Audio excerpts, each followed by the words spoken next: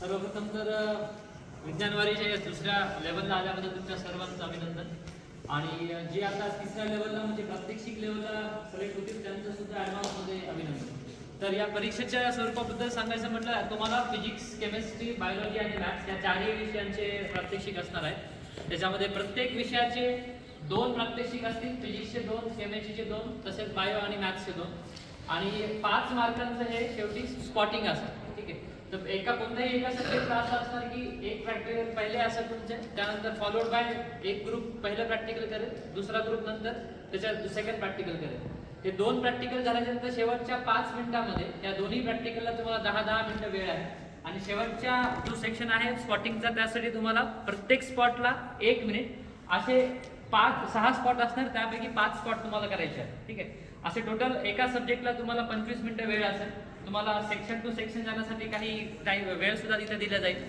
आता कोणतंही प्रॅक्टिकल कशा प्रकारचे असेल, जसं की बायोलॉजी प्रॅक्टिकल काय असतील, तुमच्या दैनंदिन जीवनामध्ये येणाऱ्या ज्या काही गोष्टी असतील, जे कोणते सिरियल्स असतील, पल्सेस असतील, त्या संदर्भात तुम्हाला जी माहिती तुमच्या पुस्तकात आहे ती तुम्ही सध्या घ्यावी। जसं की सपोज कोण व्हीट असेल, राईस असेल किंवा ग्राउंडनट्स असतील, या संदर्भात तुम्हाला जे जे माहिती आहे, त्यांचे लीफ स्ट्रक्चर असेल की त्यांचे फ्लावर्स कसे आहेत, त्यांचा यूज काय, त्यांच्यामध्ये ऑइल्स जास्त आहे, कार्बोहायड्रेट जास्त आहेत की प्रथिने जास्त आहेत, या प्रकारे सर्व तुम्ही अभ्यास करा। तसंच केमिस्ट्रीसाठी तुम्हाला जे जनरल प्रॅक्टिकल्स तुम्हाला माहिती आहे की जसं लिटमस पेपरचा उपयोग, रेड लिटमस असो, ब्ल्यू लिटमस असो, किंवा युनिव्हर्सल इंडिकेटरचा कसा उपयोग करणार, आणि तुम्ही कोणत्याही सोल्युशनची पीएच कसं चेक करणार, हे जे प्रॅक्टिकल्स तुम्ही केलेले आहेत तेच प्रॅक्टिकल तुम्हाला केमिस्ट्रीसाठी सुद्धा असेल। फिजिक्समध्ये सुद्धा असेच प्रॅक्टिकल असतील जिथे की तुम्हाला काही गोष्टींचं वस्तुमान काढावं लागेल, किंवा काही गोष्टींमध्ये तुम्हाला टेन्शन किती आहे पर्टिक्युलर स्ट्रिंगमध्ये ते मोजावे लागेल। हे अशा प्रॅक्टिकल तुमच्या करिक्युलममधलेच आहेत। मॅथमॅटिक्समध्ये सुद्धा तुम्हाला काही ऑब्जेक्ट्स दिले जातील, त्याचं मे बी तुम्हाला वस्तुमान किंवा क्षेत्रफळ वगैरे असं काढायला सांगतील।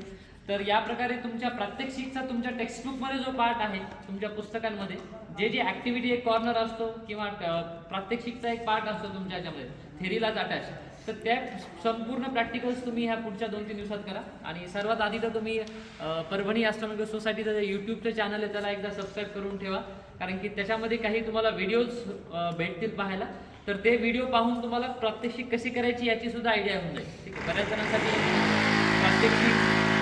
जणांसाठी प्रात्यक्षिक हे फर्स्ट टाइम तुम्ही करताल असं असणार, त्यामुळं ज्यांनाही प्रात्यक्षिकची आधी सवय नाही आहे त्यांनी परभणी ॲस्ट्रॉनॉमिकल सोसायटीच्या या यूट्यूब चॅनलवरचे व्हिडिओज पाहावेत, जेणेकरून तुम्हाला या परीक्षेची आजची पूर्ण माहिती भेटेल। परीक्षेच्या दिवशी तुम्हाला जेही प्रॉब्लेम्स येतील किंवा घरी येतील ते तुम्ही आम्हाला त्या दिवशी विचारू शकता परीक्षेच्या आधी।